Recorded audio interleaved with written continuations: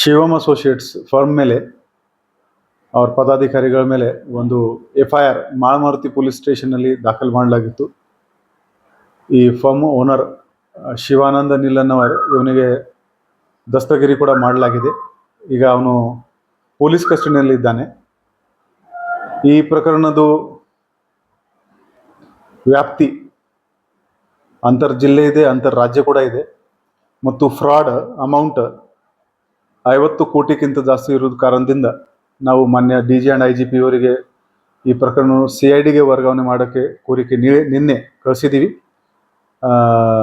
ಅದರ ಆಧಾರದ ಮೇಲೆ ನಿನ್ನೆ ಮಾನ್ಯ DG ಆ್ಯಂಡ್ IGP ಅವರು ಈ ಪ್ರಕರಣವನ್ನು CIDಗೆ ವರ್ಗಾವಣೆ ಮಾಡೋದು ಆದೇಶ ನೀಡಿದ್ದಾರೆ.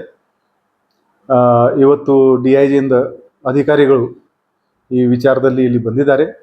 ಈಗ ನಮ್ಮ ತನಿಖಾಧಿಕಾರಿ ಈ ಪ್ರಕರಣದ ಕಡತವನ್ನು ಎಲ್ಲ ಫಾರ್ಮ್ಯಾಲಿಟಿ ಕಂಪ್ಲೀಟ್ ಮಾಡಿಕೊಂಡು CIDಗೆ ವರ್ಗಾವಣೆ ಮಾಡ್ತಾರೆ.